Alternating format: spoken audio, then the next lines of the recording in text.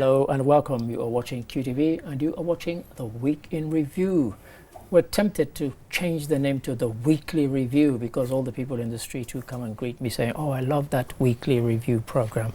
Anyway, I'm Adi Darami. I'm your host and co-hosting. I have friend and colleague, Mr. Mboj. Mr. Mboj, thanks as ever and welcome to the program.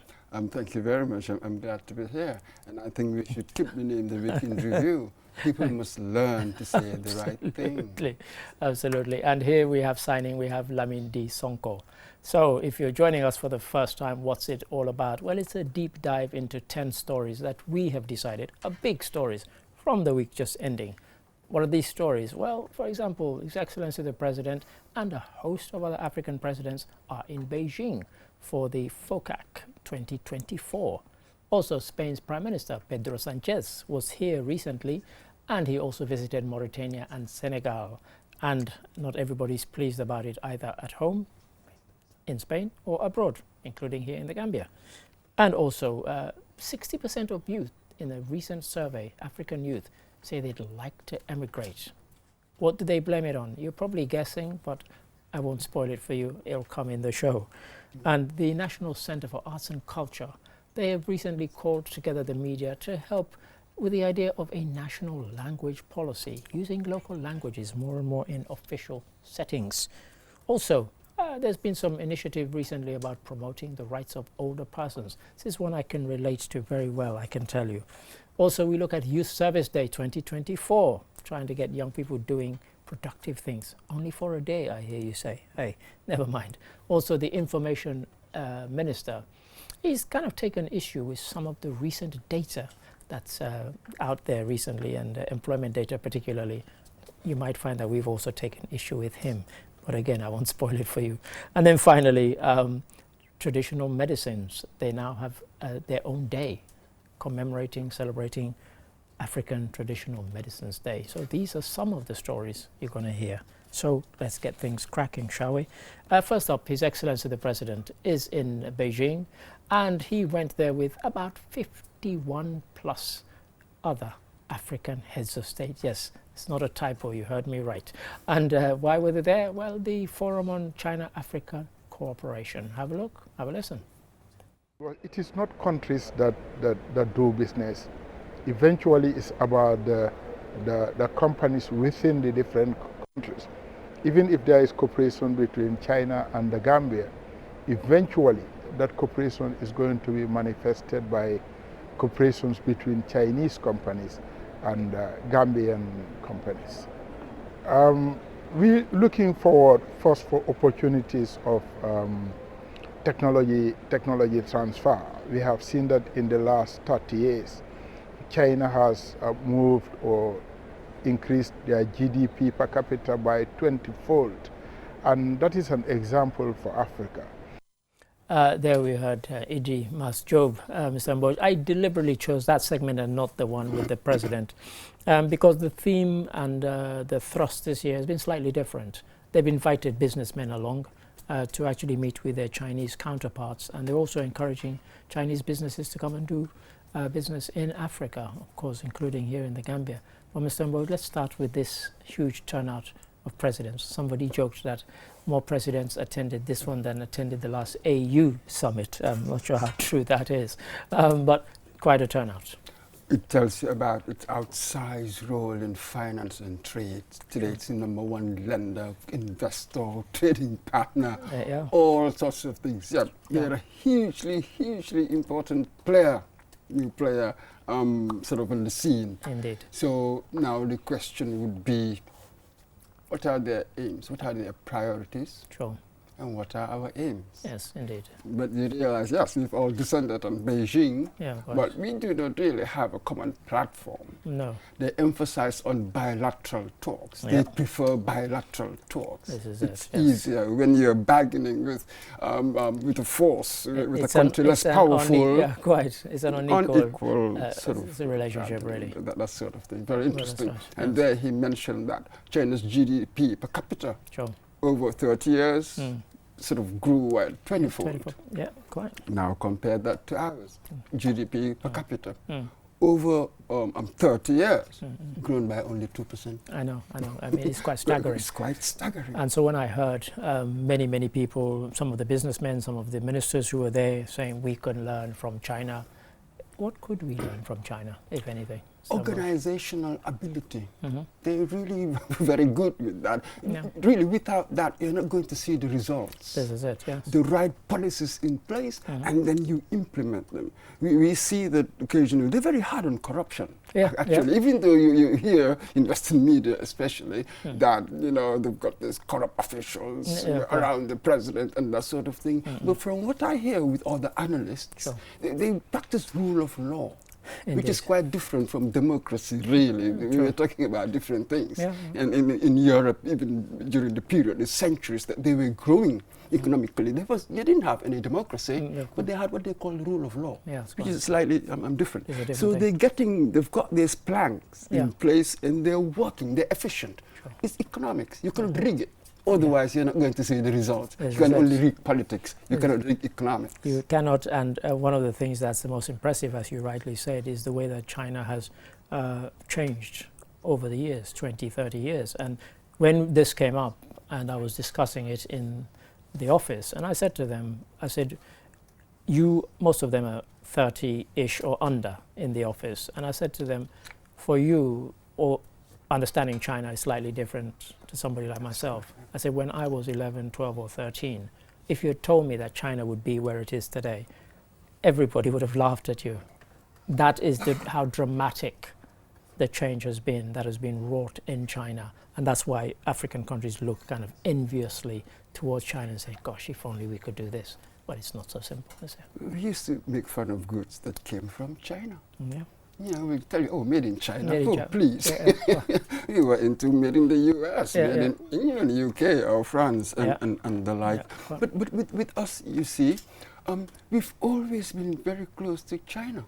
Yes. Since we established our relationship in 1974. Indeed. Immediately afterwards, 75, former President Dawda Jawara visited. Yeah. And in fact, in the course of his presidency from 1975 to 1991, he visited 4 times. Well, this is it, yes. Former Foreign Minister Ebin Jai visited. Right. Speaker Mamadou Baboucarr Njie visited within this period. Yes. In fact, we are told that on the 22nd of July 1994, Sir Dawda was scheduled to have a meeting with the ambassador. And what was on his dossier?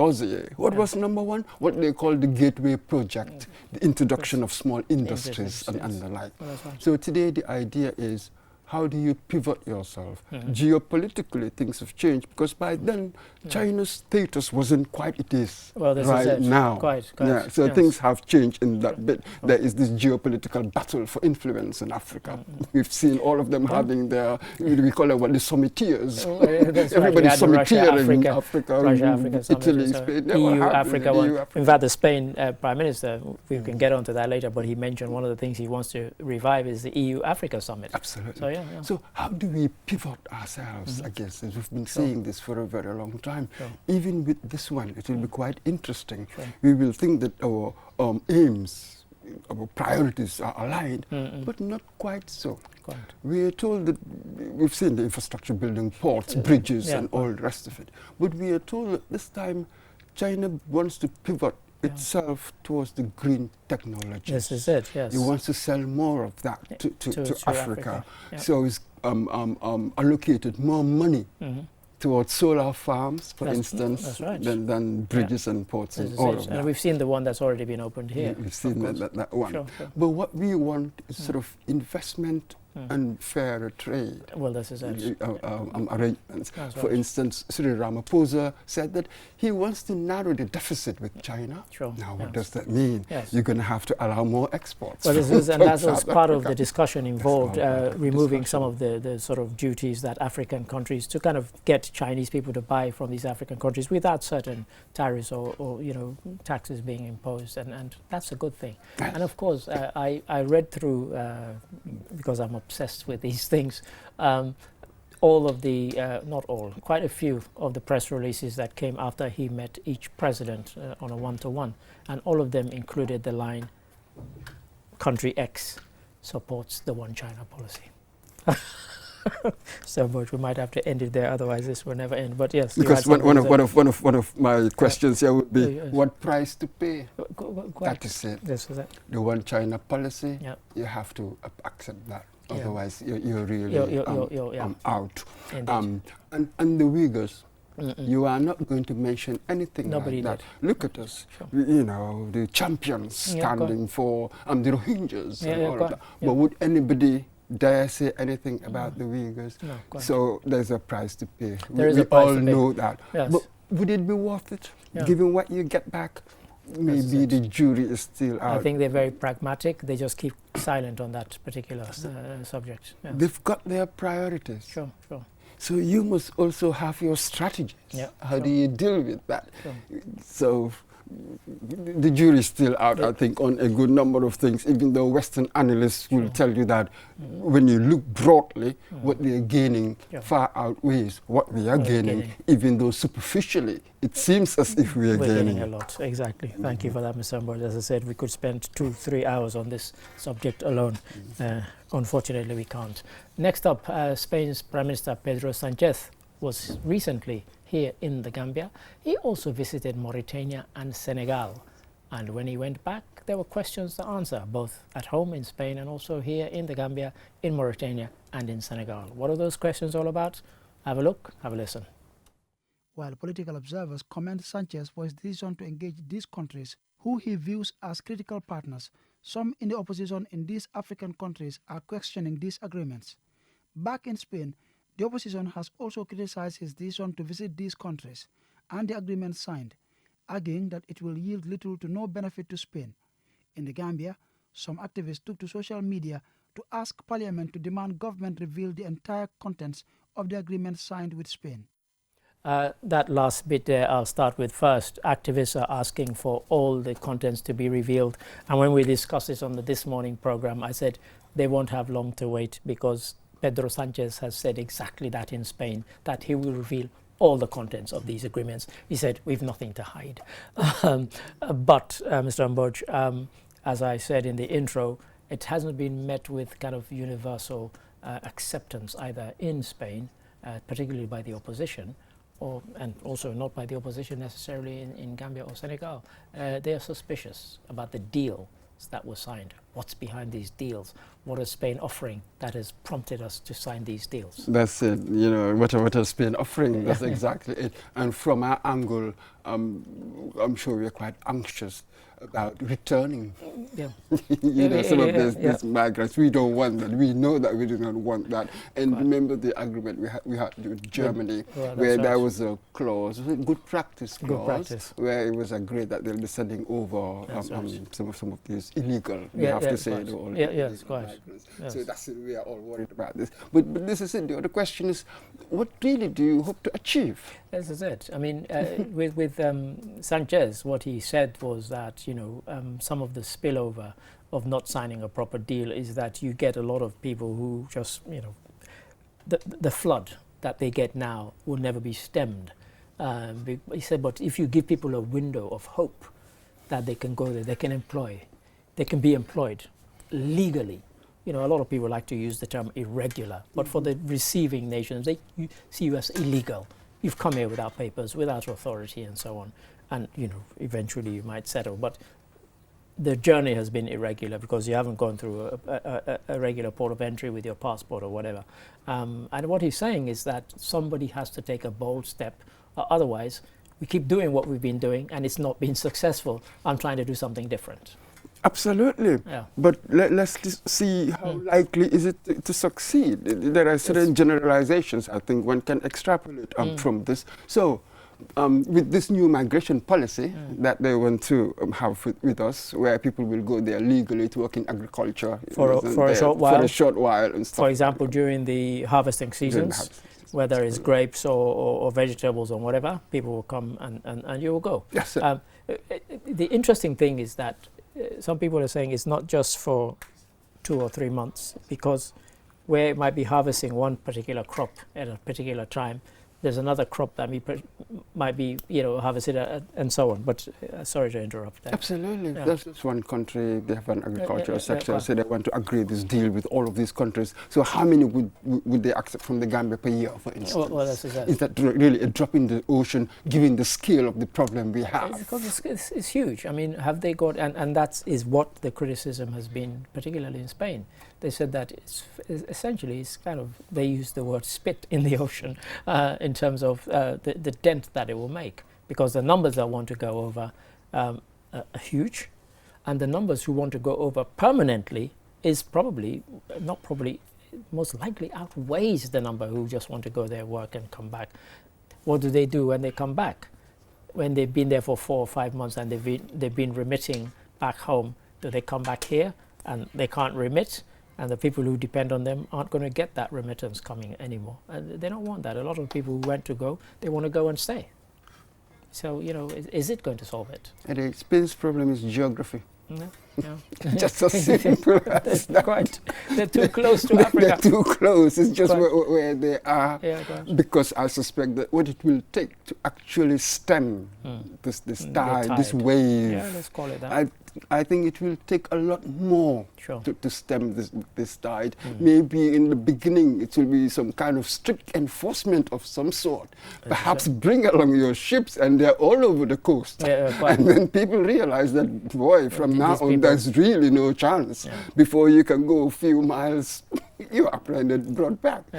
Short of that, maybe in the longer term, education prospects changing, economics and all of that, we understand that in the longer term. But in the short term, I am not sure what difference this sort of deal will make, really. And it's, I think I'll repeat the words of Pedro Sanchez. He said, "Let's see it working before you criticize me." That's what he said to his when he went back. But thank you for that, Mr. Mboch. Politicians always need time. Yes, indeed. And sometimes time is not in their favor. Thank you for that.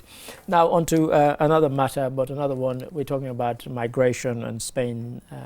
PM's recent tour of West Africa, and part of what drives people to go on these journeys is, of course, they claim all sorts of reasons, sometimes economic, sometimes they blame it on corruption. Well, a recent survey done by a South African foundation found that 60% want to leave the continent, and they blamed it on the C word, yes, corruption. Have a look, have a listen. According to this age group of 18 to 24, North America was the top pick for immigration, followed by Western European countries such as Britain, France, Germany, and Spain. Close to 3,000 of those polled said Africa has too many problems. Although about 2/3 of those interviewed believe in democracy, nearly 1 in 3 believe that non-democratic systems, from the military or one-party rule, could be preferable under certain circumstances. Also, 72% said they are concerned about their countries being exploited by foreign companies, especially their natural mineral wealth being mined and exported without any further benefit to the people, said the foundation.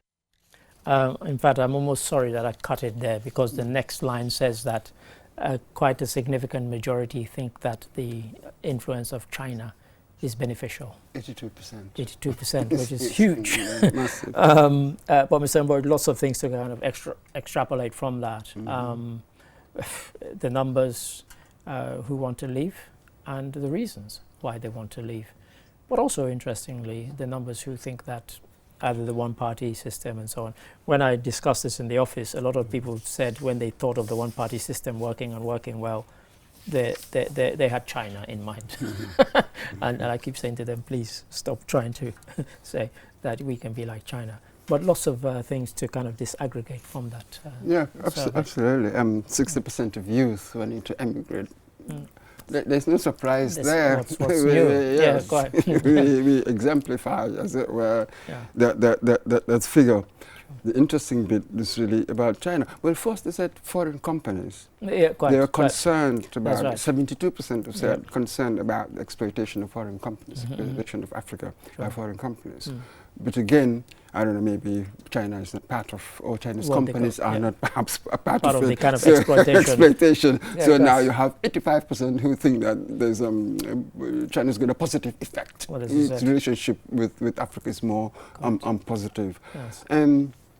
Yes, it is important to take these things on board, what people are saying, but these are perceptions. Of course, yes. And we make them without having the right information. How do we analyze the information? Sure. We know that today with social media, God, you have a marketplace, this digital Babel, this Babel of so many different things, languages, figures, and all the rest of it. Sure.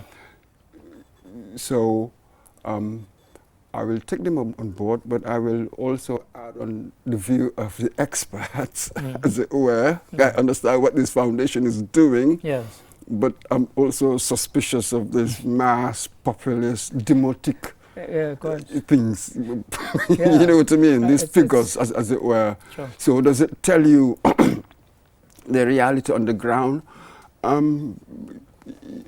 Yes, there's been a problem with our politics, our governance, and all of that. But it's the kids who should solve it. Well, wanting to leave. You see, this is the stuff that I want to attack. Well, I'm glad you do, because one of the things that really cheesed me off was the thing that said too many problems in Africa. So is running away from Africa the solution to those problems? It simply cannot be. I've always had a problem with that view. I remember when we lived in England, somebody was complaining, saying that, oh, this is why we all left. And the other one, a white friend, said, yes, then you leave the country for idiots to run. This is it. It was extraordinary. So we are all wanting to run away and be complaining. And really, we had a problem. Yeah, of course. That 60%, possibly give them jobs in government, they'll be just as corrupt. This is it. And this is what we are seeing right now. About 3-4 weeks ago, there was this article on the BBC, which got a lot of comment because they did a survey in Nigeria. The numbers were equally high of Nigerians saying they wanted to leave and so on, and they were talking about. But what disappointed me was that they got to the end of the article and they didn't challenge them to say that the youth vote in the last election was one of the lowest ever. I think the second lowest ever. And in fact, the overall turnout was the second lowest ever. 29.1% bothered to vote. So what is it? You're just good at making noise on social media about how bad things are, but you don't want to do anything that might change the situation? I mean, Tinubu won with 36.1%.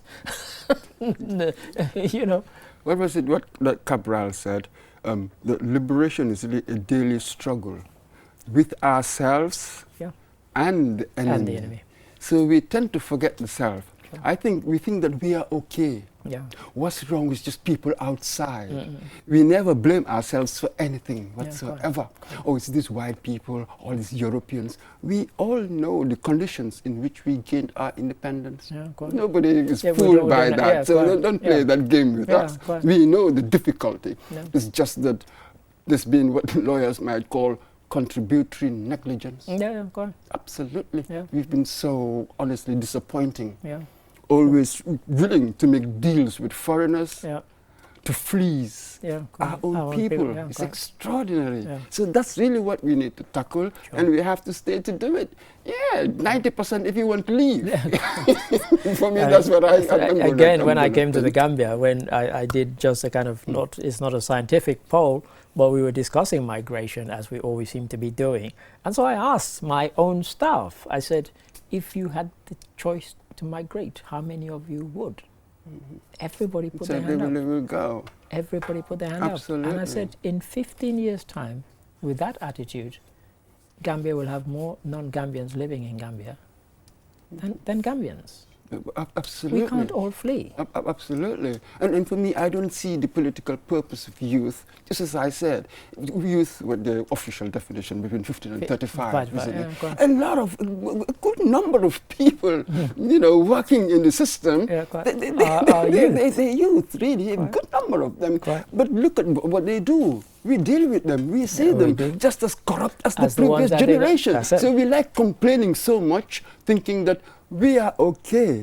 I am okay, but it's the other one that's not. This is it. Because unless you're going to bring about a change, then changing old for new is not the solution. You know, come with new ideas, come with fresh ideas, and come with radical and revolutionary ideas to say, I'm not going to be like that generation, we're going to be different. But if you're just going to ape what they've done, then I'm sorry, you might as well stay out. You don't carry the fatherland on the soles of your feet. This is it. Right. Thank you for that, Mr. Mboj. And now on to another matter that sometimes pops up. Sometimes people are watching the National Assembly, and some of our Assembly members are struggling with the language in which the Assembly is conducted, which is English. So we're trying to change that. How? With a national language policy, of course. Have a look at this, and we'll come back and discuss it. Some experts believe officializing national languages may result in language barrier problems. However, the country's prominent historian Hassum Ceesay holds a different perspective. Those who don't want us to use our national languages and continue using English, which we don't understand, they will tell us, we have so many languages, like which one we are going to use. But you know, if you go to the market, all the market women, move from one language to the other, depending on the customer. So languages are not a problem. I think the problem is elite, like you and me, who went to school, don't want to leave English.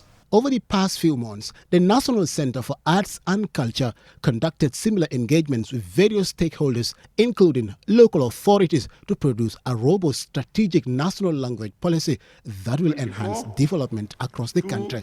In keeping with the subject of this story, I will sign off in 3 languages: English, Wolof, and Mandinka. There we heard our colleague Osman Jatta signing off. We didn't quite hear, but I got him to sign off in 3 languages just to make the point. Mr. Mboj, this is one that it comes up every so often. Somebody will say, we need to conduct. And yes, Hassum used the, I'll tell you my own view on that, the example of the woman in the market who has to conduct business and the customers speak different languages. What's your take on this? As far as the English language is concerned, you go to China, they are learning English like nobody's more business. Than any other more language, than any other country. apart from their own. All over the world, it's just the reality of the modern age, yeah, sure. where we are. Yeah, fine. So let's put that aside. The idea of developing writing our national languages, yes. Local languages, oh my God. The first missionaries, when they came, that was the stuff that they did. Yeah, go on. They put it in our local languages to teach easier. Everybody knows that pedagogical advantage. Starting with your own language. The only surprise is we should have started this project a long time ago. We should have been right now having dictionaries. We must standardize. If you want me to use something officially, there must be a standard reference book. That's the starting point. That's the starting point. We need to get references. It's not simply, let's go to the elders and ask them. We are now in the age of the written word. Sure.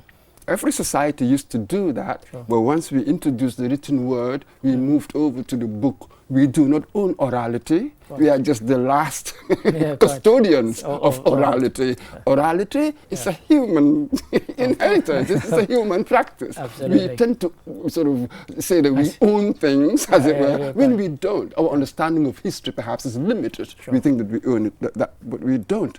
So let's see how best we can introduce these things. Well, this is it's not a matter of removing English. We don't want English. That's so parochial. Quite. You know, in the modern world, it doesn't make sense at all. How do we upgrade? That's what you mean to say. How do we upgrade our languages and give them respect? And they can be useful. It will take a very long time. You don't have the literature. Language is really covered by a whole panoply, all sorts of things. I was quite amused when Pedro Sanchez, when I went on his website, they quite proudly state on his own website that he's the first sitting prime minister who's fluent in English and French. You know, and this is the Spanish prime minister. And the analogy that Hassum used there of the market woman, part of the discussion that has arisen around this has been conducting the business in the national parliament. And so when this came up, as usual, people in the office were saying, yeah, great idea. So I said, okay, let me give you this example. We're talking about a draft constitution. You have the Hansard where they have to record the conversation, the debates, whatever happens in the National Assembly. Imagine you throw the bill on the floor of the House for debate and the first guy gets up and he speaks in Fula. The guy who responds, Jola, Mandinka, Wolof, and so on. How do you record that? That's it. How can you have, you can either have one or two of the languages, but you cannot have them all. That's what a lot of countries in fact, do. I smiled when you used Babel, because I had intended in my head when this was to use the kind of Babel of languages. That, you know, we have to be sensible about this, and so on. And of course, what I found even more amusing in that piece, in the extended piece, there were people who were fluent in English telling us that this is a language we don't understand. I'd have somebody else tell me that, not you. You know, but on the more serious note, I mean, there seems to be a kind of groundswell towards some sort of accommodation of our own local languages to give them the pride and the prestige that we give to foreign languages, English, French, and Spanish, and so on. Absolutely. We all accept that. The argument I do not have time for is to correlate our economic underdevelopment with the fact that we don't use our local languages. I don't accept that. Oh, please. It's the corruption, the incompetence in applying policy. You know, we cannot implement anything. Please, let's not go there. It's an overstretch. It really is. Really, it's just far-fetched. It's just not, there's no link. They haven't made the argument, as it were, to link the two. So that is really not our issue. We know what our issues are. Really, we just discussed some of them. Yes, and they refuse to go away. And the funny thing is when people point to Swahili, go on. I'm like, oh my God, do you know the history of Swahili? The heavy Arab influence in it. Who are they? The Ivory slave traders, the slave caravans. They were encouraging it all over that area. It had its impetus because of their push, so that they can communicate with them. So people don't really know, as it were, the roots of that. Of Swahili. Well, it's just that it's convenient today. Yes, they can transform it into something else. It's convenient today, and I think it's written as well, perhaps because of the Arab connection, so they can use it as a lingua franca. And well, that's right, absolutely. But it's the history, the peculiar history. Other areas on the continent haven't had that. They haven't had that. I mean? And so before you talked about the dictionary. For these to succeed, there has to be a kind of codified way of writing them. Absolutely. And a lot of these are not written languages yet. What's the grammar? Well, we have to all read that in English. So there's so much you need to do. And even to carry it as a culture, I can just go and get a book on any novel, or get a book on philosophy, or history, or anything in English. You need that. For the language to sustain a culture, you need that world of the written word. Absolutely. Thank you for that, Mr. Mboj. And now on to story number 5. And as an older person, I can certainly relate to this one. They're trying to promote the rights of older persons here in the Gambia. Have a look at this piece. I think really, really important that we have a forum that allows us to listen to a cross-section of views and voices, young and old. Let's understand a little bit about the challenges that older persons face. I must say I've been on radio talking about this for quite some time, so I have my own views on this, which I don't want to sort of foist on anybody, but very keen that we will be able to hear from others. That is what they need, a society where they will be involved, engaged. And so if we can get government to build, maybe don't call it an old person's home, call it a daycare center for old people, where I can take my mother or my grandmother. The whole day they can be with other older persons. They can, and they are the ones who quarrel the most. So they will love it to go there and quarrel and chit-chat with their friends and come home and tell you the story, just like your 5-year-old child or 10-year-old child. So let's work and let it be also part of the recommendations, I would say, as we look at this. Of promoting the rights of older persons. Now, I grew up in an age where I grew up with my grandparents, certainly my maternal ones. On the paternal side, my grandfather died the year I was born, so I never. But my father's mother certainly was very much involved, and so were both of my grandparents on my mother's side, and so we got used to having older persons around. In fact, eventually my grandfather came and lived with us. But that has changed. I see that changing now. A lot of our younger people who have studied abroad and have kind of used to the kind of Western nuclear family, they want to keep it like that. They don't want these old folks around, and they kind of shunt them. They might go and visit them every now and then. And that's kind of what we're trying to address now, to say, like, look, these people actually can contribute quite a lot. They're not just a pest or a burden to you. They can actually enrich your life and vice versa. You see, Ade, what's happening here? It's quite fascinating listening to that lady saying that, no, you know, all people's homes. And I'm like, am I living in England? England. This is news. Even if you don't call it a old people's home, that's what it is. Yeah, so this is quite fascinating. Yeah. We have this rhetoric of authenticity, our traditions, what we do, and all of that. That's one aspect. Yet what we do on the ground, how we live, we are taking on Western attitudes. Even in the way we talk about all of these rights, we are taking on all sorts of attitudes and new ways of life at the material level. Indeed. As it were. Sure. The rhetoric is one thing, but the materiality is really still westernized lifestyles and tastes and stuff like that. Can you imagine, even my generation, I was brought up by my grandmother. I mean, they were grandmothers, grandfathers, so venerated. Somebody would live with you, one of your children. You will have to go and live with one of your children. Or whatever, that was a priority. There was nothing.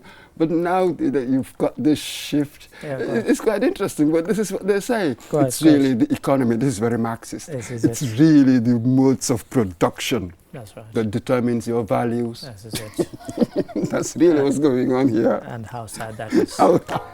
At which point we'll take a break, and after the break we will have 5 more stories. Don't go away. Join us after this break.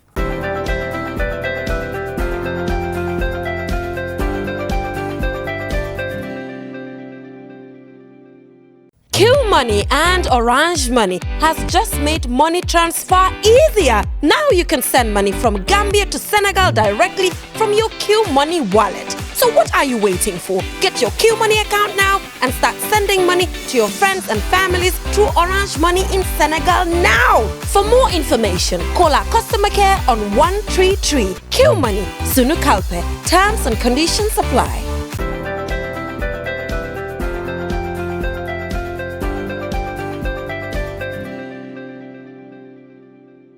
Hello and welcome back. You're watching QTV and you're watching the Week in Review. I'm Ade Darame, and co-hosted with me is Mr. Mamadou Mbodj. Mr. Mbodj, thank you for your interjection so far. Thank you. And also I have Lamindi Sonko doing the signing for us throughout the program. So if you're joining us at this stage, you've missed 5 stories, but as we usually say, we've got 5 cracking stories still to go. So let's get cracking, shall we?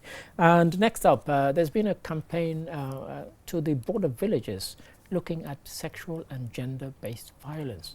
Why have they done this? Look at this and find out. If we really want to talk about development, we have to say no to violence. The Sweat Plus project, which is targeting girls and young women aged 9 to 24, is here to empower girls and young women. But if we actually want to empower girls and young women, we have to eradicate violence against them. We have to protect them and ensure that they are safe everywhere they are. So it's very important for communities that are close to borders to be very vigilant, including our security officers that are within the border posts, not to leave any stone unturned. There you heard. Now, one of the things why it was important that they went to these border villages is because, yes, they were talking about sexual and gender-based violence, but they were also talking about trafficking. And they wanted these border communities to kind of have eyes and ears open to things that might appear suspicious and bring it to the attention of the authorities, Mr. Mbodj. And we attend many of these things, and people are just kind of stuck in a conference room at the Sadauda, Kairaba, or somewhere else talking about it. But they went and they met the communities, and we can only show a small part of it, but the broader thing was they tried to engage them about why this is bad and why we need to deal with it and tackle it. As they should. Advocacy groups, that's really what their job is. To go out and advocate. To go out and advocate, and this is what they've been doing. What outcomes that would achieve, that is a different thing. But we all know that it takes much more than advocacy to get the outcomes we want. So, yes, it is a good thing for them and talk to them, but let them just be aware that they need all the structures to work as well for us to really make a difference, as it were, in the numbers, to bring them down. Well, this is it, because if you go there, you do a 1 or 2 day, it was a 2-day affair, you leave, what have you left behind? You've left people who, you haven't left any kind of, you haven't tried to create something local and say, okay, let's construct this, and this will be your task to actually monitor this, to kind of keep an eye on this and so on. They'll go, they'll watch you, and people will come to the microphone and say, I've learned a lot and I've taken on your lessons and I'll be a good person, and then you're gone. Society remains, the norms remain, the social mores remain in that community. What have you achieved? That's exactly what the problem is.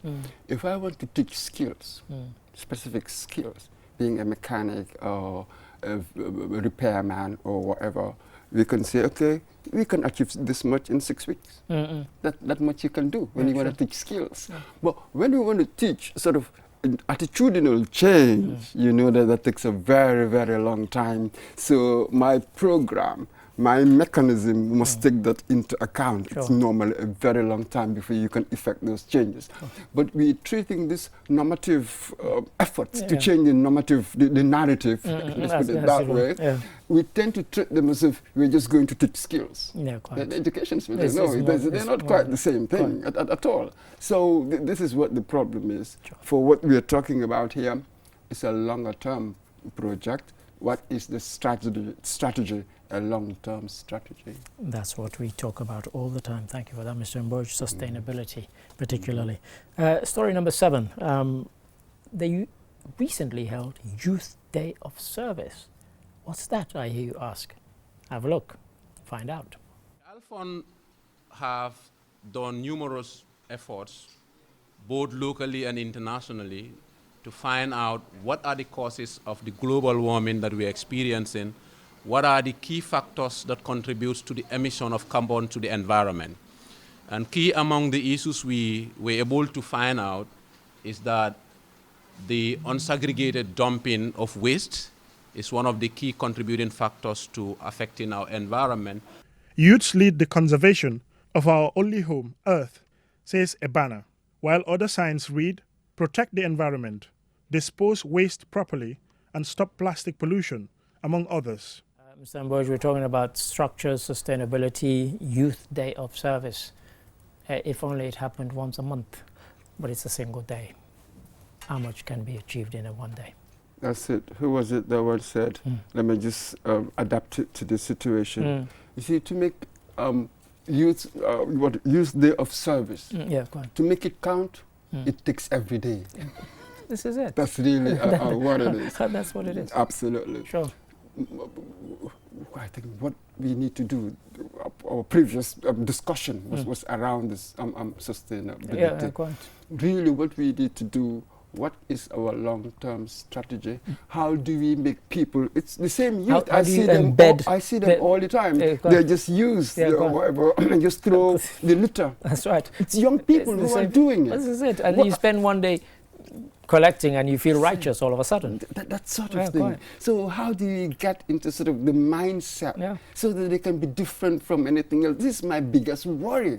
So we're talking about this youth dividend, youth explosion, but I'm seeing similar patterns to what we do. Like what you were saying. Then we're hoping that the revolution, if you like, will come from youth. How can they organize themselves and say, actually, we need to keep the place clean all the time? Every area, every ward, you have your youth movement. It's a national movement. You have your cells, as it were, all over the place, and give yourselves a challenge and see if you can do it. Once in a while, to come together, that's just gestures. It's a photo. Let's be honest with ourselves. It's just gestural stuff. It's not really the solution. No. Even though it's so well done for coming on the day, but that is not the solution. No, longer term stuff. we keep talking about it. Thank you very much. Story number 8, our information minister, he held a press briefing, or he was at a briefing where he took issue with some of the employment statistics and data, how often they're compiled, and even with the method. Have a look and find out. I'm not disputing the data, but I have an issue with it because it's data that was collected in 2022-2023. And I don't think it can still be valid data, given the fact that unemployment is dynamic. And once somebody is unemployed, that person should be economically active, constantly looking for work, and is available for work. So if we have a data which is 2022, it doesn't reflect the status quo. I think we need to have a frank discussion about what is the correct data. And when I skim on the internet, I know data is a problem, getting access to data. Reputable international institutions are giving us 10.63 in terms of unemployment rate for young people. The one from Statistica, 10.63, that is 2024. And there we heard our minister taking issue with the data and the statistics, even as he was saying he wasn't taking issue with it. Mr. Mboja, I suspect you and I might take issue with the minister. Yes, even though what he said quite interesting. I think, well, I try to put the best spin on it, that he doesn't have an issue. He's not disputing the 2022-23 data. Quite. He's merely questioning their validity in today, their currency of 2024. Sure. But again, I wonder, yes, in some areas they do this employment, labor market, labor surveys, labor market surveys every quarterly. Quarterly, yeah. We realize that they can do all of that. Yeah. But when I say that something is dynamic, that in itself doesn't give me the rate of change. It's possibly right that it has changed a bit, but is it consequential? Well, this is precisely what my issue is. Between 2022 to 2023, I would challenge him to go back and look 10, 15 years of these surveys. And look at really the rate of change. Well, I was going to say this because our rate of change has been very, very slow. Yes. So even, well, technically, theoretically, he could be right. This is it. But it doesn't make them wrong. Yeah, statistically, it may not be that significant. Exactly. It doesn't make them inconsequential because, just to be boring, for 5 years I worked in something called the Finance and Economic Appraisal Unit. When you get these figures, data about, employment and so on, you have to check them, you have to verify them, and all sorts of things before they're published. So there's always a lag. But what you do is you extrapolate. You can look back and you can look forward. Absolutely. And so it still makes them fresh and it still makes them relevant. Exactly. So this is the key. But something else is sort of emerging here. Maybe a pattern. A pattern. And maybe we should address it somewhat. It sort of began, or was it before that, when the president questioned, if you like, the audit report, calling it merely an opinion.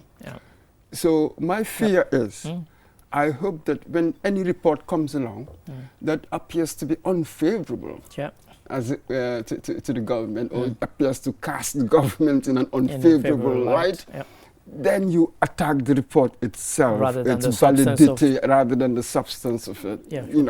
If we do not want other people's reports, then commission independent, reputable, that sort of thing. Even then, there are issues with it. I think that it is important that they learn to take this report and engage with the content of it, instead of try to go to the methodologies and all the rest of it. Give us an other expert in that area, and they can have a good discussion with those other experts who prepared it. Then maybe they can talk about the merits or demerits of one method or another. But people who are not experts in certain areas coming to challenge the methodologies of these professional bodies, I think that is worrying. One to be aware of. Thank you for that, Mr. Mboja. And now to story number 9, commemorating African Traditional Medicines Day. Yes, there is such a day. Have a look, have a listen. They must ensure that traditional medicine products are properly registered, tested, and labeled. They must also provide training and support to traditional healers to ensure their knowledge and practice. Saliu Pui, president of the Traditional Healers Assembly, underscored the need for collaboration between traditional healers, governments, and healthcare practitioners to ensure the best possible outcomes for patients. We want to work hand in hand with the ministry so that at least some of our bottlenecks will be taken care of. One of the bottlenecks is still we are not having our office premises, and we are hiring an office space, paying $50,000 every year. I left that in deliberately. They're complaining about not having an office space given to them, but one that they have to pay for. They're a sort of independent body. Most bodies of that sort would have their own office. They wouldn't expect the Ministry of Health to provide one or government to provide one for them. But onto the substantive thing about having this day. They're trying to kind of regulate and regularize, because you and I know you can go walk along the street and you see all bottles of funny colored liquid that somebody tells you, my grandfather's potion, and it will cure everything. And there's no regulation of it. And this is kind of what they're trying to address with some of what is happening on this particular day. Okay, now let's try to look at the details. How are we going to do that? With what we call Western medicine, there's the clinical trial. Yeah, sure. I know concepts like double blind.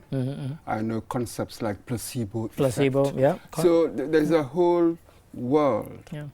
Yeah, of ideas that are interconnected. That's really how to test the efficacy. Now, within the so-called traditional system, does it have such a testing method? How rigorous is it? You see, here, the idea of calling it traditional medicine, Western medicine, I just want to know what works. So what we must agree on is, how do we test to know what works? Indeed. These were the questions that Western science had to ask. And over the years, over the years, they've had to tweak the system here and there, you know what I mean, to try to get to the substantive thing, the thing that really cures, as it were. When I look at stuff like spiritual healing, what possible criteria can I come up with to determine that this has spiritually healed me? Or do they mean psychology? Is it the equivalent of psychology or psychiatry or stuff just mean like herbs? that?